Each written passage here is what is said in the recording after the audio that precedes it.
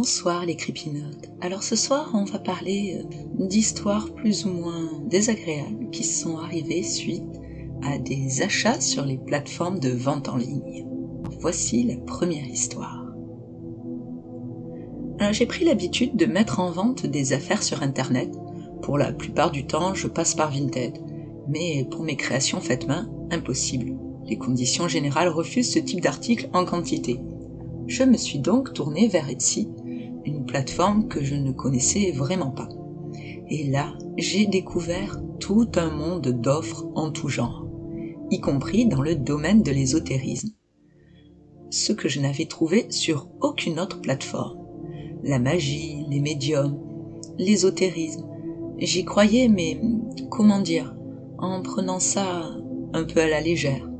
Une sorte de délire mystique d'adolescente.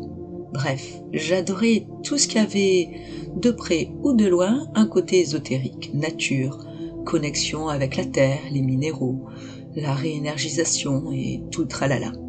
Je n'avais jamais fait de séance de voyance, ni même fait appel à une sorcière. J'avais juste testé les services d'une femme dans le sud de la France qui était réputée pour ses dons de magnétisme et de coupeuse de feu. Et j'avais d'ailleurs été très surprise et très satisfaite de ses services. Franchement, j'étais vraiment admirative de son don. Bref, pour en revenir à Etsy, j'ai donc commencé à scroller et à faire défiler les dizaines de pages d'offres en tout genre avant d'en essayer une première. Juste une babiole, un petit cristal pour les énergies. Puis j'ai trouvé autre chose, un gris-gris pour me porter chance. Et j'ai été agréablement surprise. Dès le jour où je l'ai reçu, déjà une livraison parfaitement à l'heure, ce qui n'arrive jamais. Je sors et je trouve un billet et plusieurs petites choses comme ça. J'ai donc voulu essayer d'autres formules. J'ai testé une boîte mystère en sorcellerie, vu que c'était pas très cher, puis un kit sorcière. Et j'ai également trouvé une authentique sorcière vendant potions et sortilèges, et qui était également médium. Après plusieurs échanges avec la vendeuse, enfin la sorcière, j'ai acheté une potion qui devait m'aider à me soigner. Et déception totale. J'en ai fait part à la sorcière, redevenue simple vendeuse dans mon esprit, cherchant à profiter des gens. J'étais sûre de m'être fait avoir. Je la contacte et sa réponse ne se fait pas attendre. C'est ma faute. J'ai pas dû suivre les instructions à la lettre. Mais bien sûr, comme si c'était compliqué de boire son truc, au goût infâme en plus, il était simplement indiqué de boire la potion dans une coupe en bois, juste après la tombée de la nuit, ce que j'avais fait. Je lui ai exprimé mon mécontentement, en sous-entendant que de profiter des gens n'allait pas lui apporter une bonne aura, et qu'au vu du prix, je souhaiterais être remboursée. Résultat garanti, c'est résultat garanti, et là, pas de résultat. Et ceci dit, elle ne l'a pas vraiment bien pris. Et 2 jours après, j'ai eu la surprise de recevoir un colis. Quelque peu différent des autres, mais il y avait une potion et une lettre d'excuse. Bon, j'ai lu, elle me disait qu'elle avait peut-être finalement pas été très claire sur les instructions à suivre, que c'était pas n'importe quelle bois, etc. Bon, j'hésite un peu et puis finalement je me dis je vais tenter. Quelle erreur. Depuis je vis un enfer. Je ne sais absolument pas quoi faire, les médecins ne peuvent rien faire pour moi. Et ce qu'elle m'a refilé est une horreur. J'ai des pustules, je me sens mal, j'ai tout le temps envie de vomir. Et dès que je mange, je vomis. Je ne fais que maigrir. Et je sais pas où je vais comme ça. En tout cas, méfiez-vous. Faites vraiment attention à ce que vous commandez sur Internet et à qui vous le commandez. Bien voilà, disons qu'elle n'a pas eu trop de chance. Je ne sais pas si vous y croyez, si vous croyez à ce qu'on peut commander sur ces sites, si vous pensez que ça peut avoir vraiment un effet. Je serais curieuse d'avoir vos avis, n'hésitez pas à le laisser en commentaire. Maintenant, ça va être une histoire qui s'est passée sur une autre plateforme, avec une vendeuse qui avait l'habitude, comme nombreux d'entre nous je pense, de vendre ses affaires sur Vinted. Voici son histoire. Alors, elle nous raconte qu'elle a pris l'habitude de mettre en vente des affaires sur Internet. Elle passe toujours par Vinted. Le site étant facile à utiliser et en général, pas vraiment de soucis. Comme elle nous le dit, en fait, c'était avant. Je vous lis son récit. Je vais régulièrement sur la plateforme Vinted mettre mes nombreuses affaires en vente et je n'ai jamais eu de soucis. Et ça, malheureusement, c'était avant de tomber sur un acheteur un peu différent. Enfin, acheteur. Maintenant, je sais que c'est un acheteur. Au début, je pensais que c'était une acheteuse. Pour son premier achat, elle a commandé un jean. Elle m'a demandé des photos portées, ce que j'ai accepté, c'est assez courant. Au final, rien à redire sur cette vente. Puis, quelques jours après, elle a à nouveau passé commande pour de la lingerie, un pyjama et des chaussures. On a beaucoup discuté et elle s'est abonnée à mon profil. Elle était en fait plutôt contente d'avoir trouvé une Vinti ayant des goûts similaires aux siens et avec des tout petits pieds comme les siens, car elle me disait que ce n'était vraiment pas facile de trouver sa pointure en magasin. En discutant, j'ai appris qu'elle était aussi adepte du do-it-yourself et faisait beaucoup de recyclage, surtout pour des sacs et des bijoux, et qu'elle faisait aussi des chaussures customisées. Elle m'a donc demandé si j'avais des bijoux cassés, des vieux sacs et des vieilles chaussures à lui vendre afin de gonfler ses stocks. En confiance, j'ai accepté. J'ai trouvé plusieurs sacs, bijoux et 2 paires de chaussures à lui envoyer. J'aurais dû me méfier. Quelques jours après avoir envoyé la commande, j'ai trouvé un courrier avec un petit mot disant « Merci pour ces chaussures délicieusement parfumées ». Mais qu'est-ce que c'est que ça? Qu'est-ce que ça voulait dire? Et oui, vous pouvez penser que j'ai été bête. Sur le moment, j'ai absolument pas fait le rapprochement. 2 jours après, j'ai à nouveau trouvé un petit mot, accompagné d'une photo cette fois. C'était mes anciennes chaussures, customisées, oui, mais placées judicieusement sur une zone intime. Dégoûtant. Là, j'ai compris d'où venaient vraiment les mots. Mais comment? Comment c'était possible?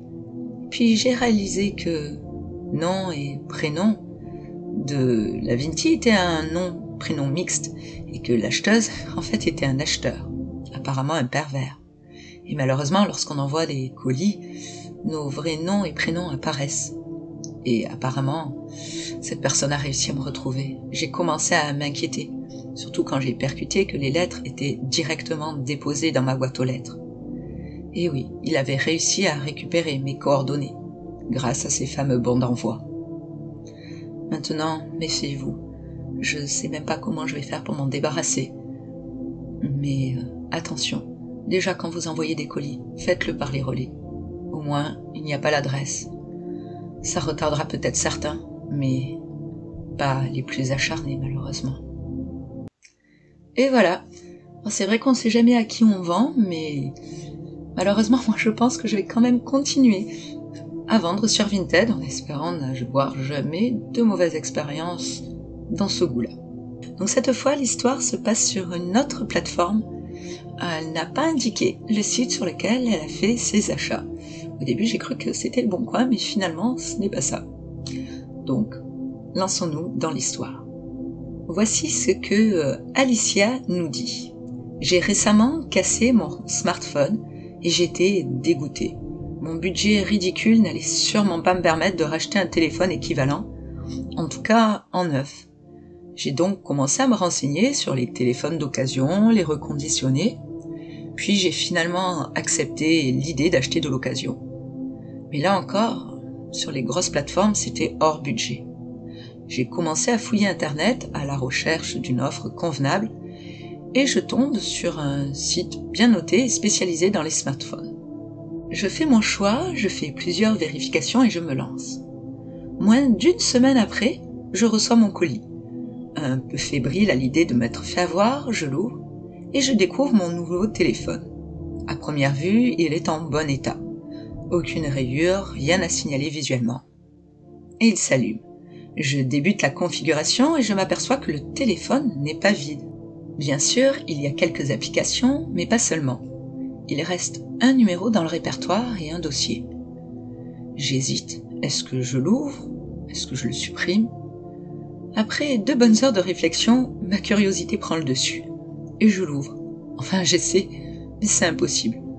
Bon du coup, je mets cette histoire de côté pendant quelques jours, jusqu'à ce qu'un ami bien plus calé que moi m'indique comment y accéder. Le soir même, j'ouvre le fameux dossier qui contient plusieurs sous-sections notées photo avant, photo pendant et photo finale.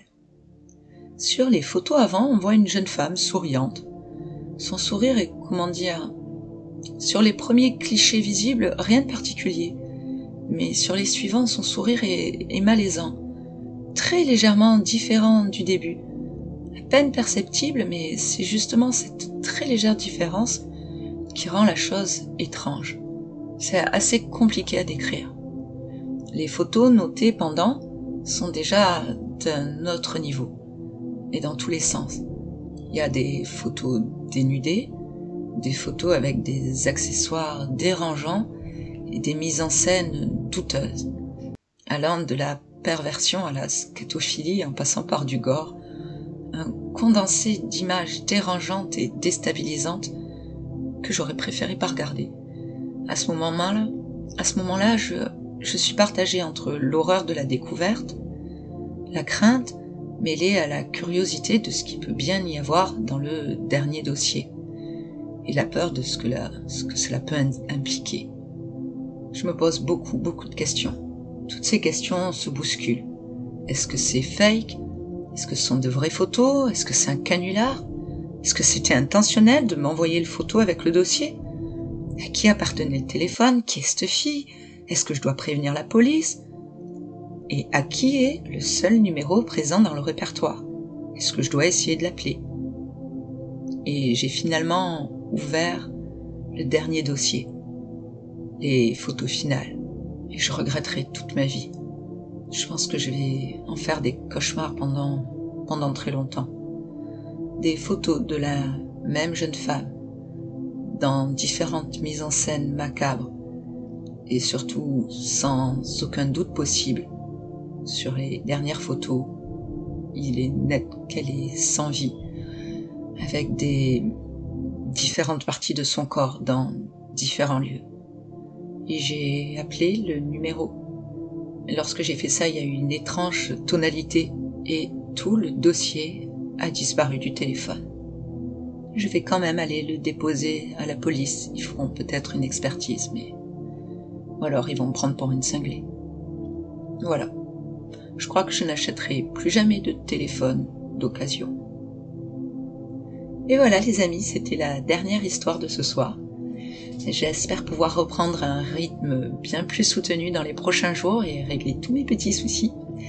Donc je vous dis à très bientôt. J'ai plusieurs histoires en cours d'écriture. Donc bonne soirée et à bientôt.